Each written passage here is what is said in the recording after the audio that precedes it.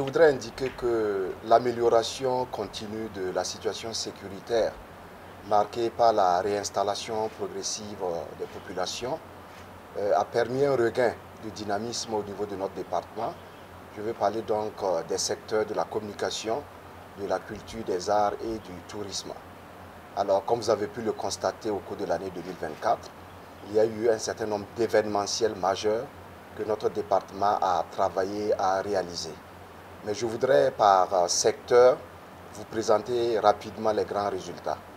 Pour le secteur de la communication, nous avons travaillé à mettre en œuvre de façon effective la stratégie de communication de guerre à travers donc un plan d'action opérationnel qui a vu la mise en œuvre d'actions majeures telles que la production d'émissions audiovisuelles dans les langues nationales et la tenue de sessions de formation au profit des médias et la production de contenu de sensibilisation des populations sur la mobilisation générale contre le terrorisme et également sur des questions liées donc à la cohésion sociale et à la citoyenneté. Alors les médias nous ont accompagnés et nous avons produit des articles de presse, des contenus audiovisuels et tout cela a concouru bien sûr à renforcer cette mobilisation populaire et qui a permis à nos forces de défense et de sécurité de poursuivre le travail fort appréciable que tous les Burkinabés reconnaissent.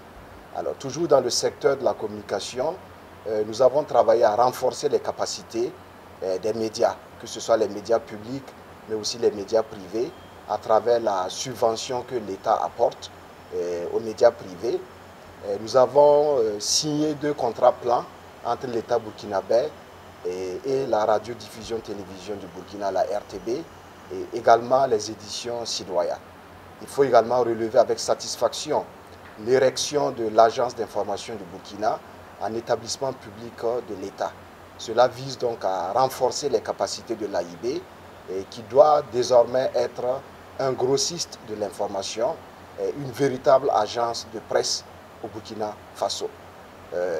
Au cours de 2024 également, nous avons pu tenir le pari de l'organisation de la 21e édition des prix Gallia. Vous savez que les prix Gallia, c'est ce mécanisme-là qui est mis en place pour susciter l'émulation dans le milieu des médias et amener donc les journalistes à produire des contenus journalistiques appréciables et qui contribuent véritablement donc au développement tant recherché par les gouvernants. Alors, donc voici ce qu'on pourrait dire pour le secteur de la communication.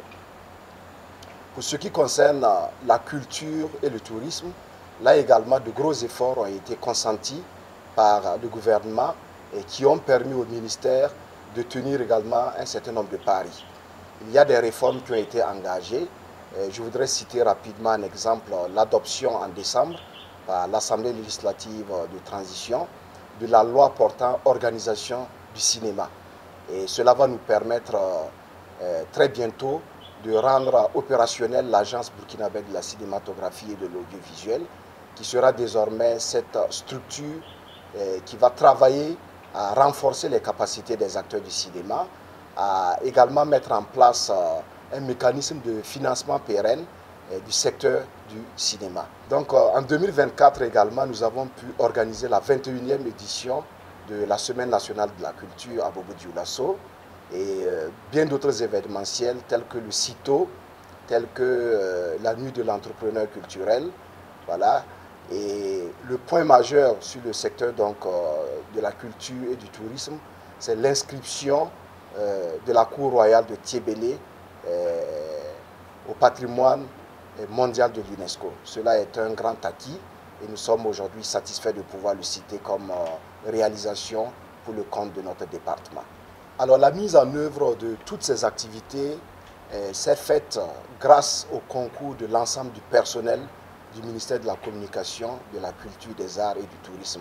Et c'est le lieu pour moi ici de leur dire un grand merci, de leur dire toute notre satisfaction et de les engager bien sûr à poursuivre dans cette dynamique. Alors en somme, les performances que nous avons atteintes au 31 décembre 2024 sont évaluées à 90,98%. Il faut préciser que c'est un taux qui aurait pu être nettement meilleur, Malheureusement, nous avons rencontré des difficultés, notamment dans la réalisation d'un certain nombre d'infrastructures. C'est le cas notamment de la construction du siège de la RTB et la construction du réceptacle touristique de Ouagadougou. Et les difficultés sont surtout au niveau donc, de la mobilisation des ressources financières. Donc ces deux activités, malheureusement, ont tiré vers le bas notre taux, notre performance, mais quoi qu'on dise, qui reste satisfaisante, puisqu'elle se stabilise à 90,98%. En termes de perspective pour 2025, nous allons travailler à renforcer bien sûr tous ces acquis, parce que la guerre ou la lutte contre le terrorisme se poursuit, donc nous allons renforcer les actions du gouvernement au niveau donc, de la lutte contre le terrorisme. Nous allons mener des actions d'information, de sensibilisation. Nous allons mener une lutte farouche contre la désinformation et c'est cela qui va véritablement nous permettre de poursuivre notre marche radieuse vers la victoire finale. Il y a également des événementiels majeurs. Vous savez que dans moins d'une semaine, le FESPACO se tiendra et donc cela fait partie des grands projets que nous allons devoir donc mettre en œuvre au cours de cette année. Les UIACO se tiendront également. Nous allons également organiser les prix Galliens. Et pour les prix Galliens, nous sommes en train de mener la réflexion pour prendre un certain nombre de préoccupations, pour engager également des réformes qui permettront bien sûr de prendre d'autres secteurs de la communication en charge dans le cadre des prix Galliens. Donc voici résumé ce que l'on pourrait dire donc, de cette session d'évaluation que nous avons eue.